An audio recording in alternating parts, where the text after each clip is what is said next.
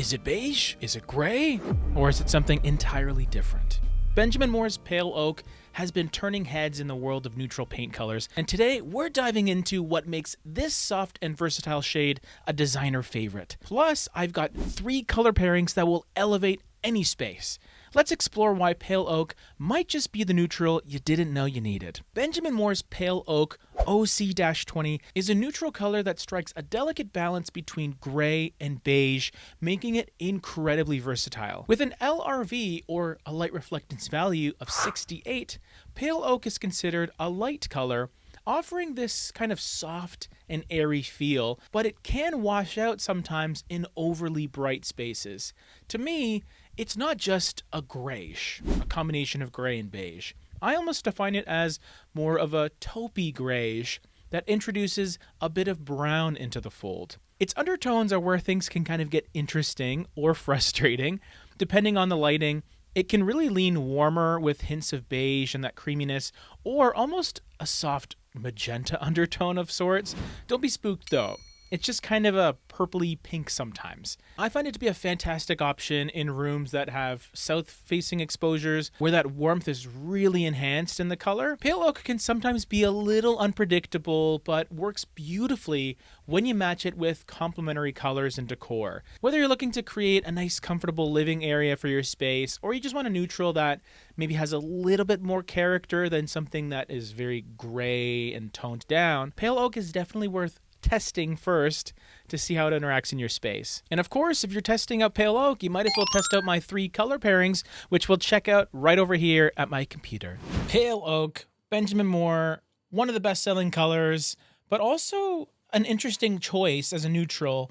A bit tricky to use sometimes, but big risk versus reward. The reward can be huge. Love this color when used correctly. The way to use it correctly is use it with the right colors. So let's get into my color pairings. The first one will be my white choice, which would be Decorator's White. Now, this is going to be a classic, famous decorator's choice, essentially. What's great about it is it's a bit softer than your traditional bright whites. What gives it its signature kind of modern flair is its cool gray aspect, but really there's no blue to speak of necessarily in the color. It's more just that gray that tones it down and prevents it from feeling warm and yellowy like other colors. Just a no-brainer option. And then for my light choice, my light pairing, it is Healing Aloe.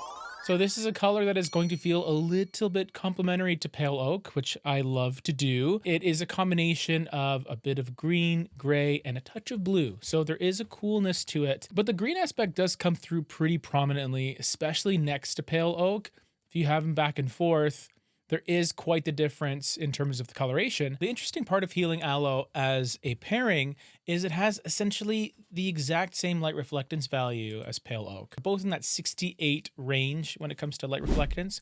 So they're pretty interchangeable just depending on what kind of color you want to go with, or if you're using them in the same space, they're going to reflect the same amount of light. They're just going to give you 2 different colorations. So kind of a nice little interchangeability there. And then in terms of the bright color pairing or the dark or the accent color, I'm going with Ocean Floor. So this is going to be a dark blue shade, almost a slate gray, borderline charcoal blue type of coloration, 14 LRV, much darker than everything else, and also another slight complement to pale oak. You can even see in this rendering here, the flooring, the couch, even the mirror, the way it looks against pale oak.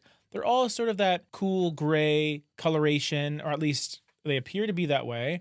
And Ocean Floor is a deepening of that. It is a much darker version of those things. And you also have a little more blue than just a traditional gray color. And when you use all these colors together, you get quite a bit of variety. You have some warm, you have some cool, you have some light, you have some dark. A lot of really interesting stuff happening here. And that's it.